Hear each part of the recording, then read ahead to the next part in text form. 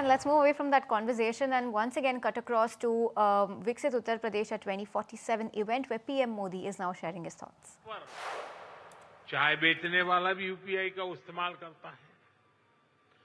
Formal credit जो कभी सिर्फ बड़ी कंपनियों को मिलता था, वही अब पीएम स्वनिधि से रेहड़ी ठेले वालों तक पहुंचता है।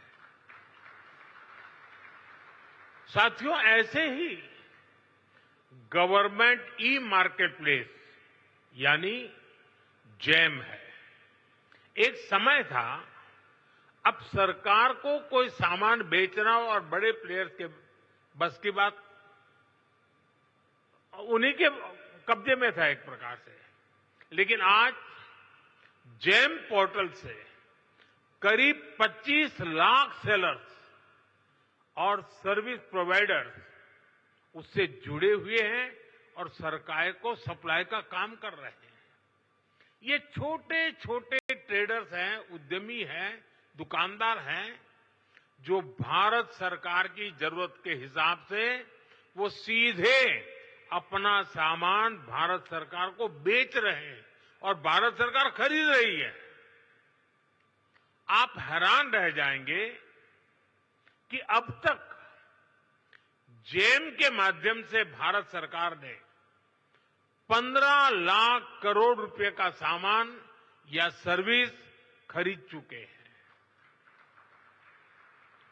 इस पोर्टल पर करीब करीब 7 लाख करोड़ रुपए का सामान हमारे एमएसएमई लघु उद्योगों से खरीदा गया है। पहले की सरकारों में ये सोचना भी असंभव था, लेकिन आज देश के दूर सुदूर कोने में जो छोटा सा दुकानदार है, वो भी जैम पोर्टल पर अपना सामान बेच रहा है। और यही तो सच्चे अर्थ में अंत्योदय है, यही विकास का आधार है।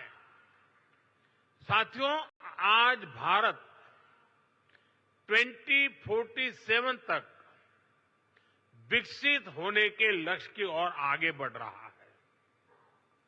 दुनिया में हो रही डिसरप्शन और अनसर्टेनिटी के बावजूद भारत की ग्रोथ आकर्षक है। डिसरप्शन हमें भटकाते नहीं, लेकिन हम उस परिस्थिति में से नई डायरेक्शन खोजते हैं, नई डायरेक्शन का मौका ढूंढते हैं। इसलिए इन डिसरप्शन के बीच आज भारत आने वाले दशकों की नींव मजबूत कर रहा है और इसमें भी हमारा संकल्प है, हमारा मंत्र है आत्मनिर्भर भारत। दूसरों पर निर्भर होने से ज्यादा व्यवस्था कोई और हो ही नहीं सकती।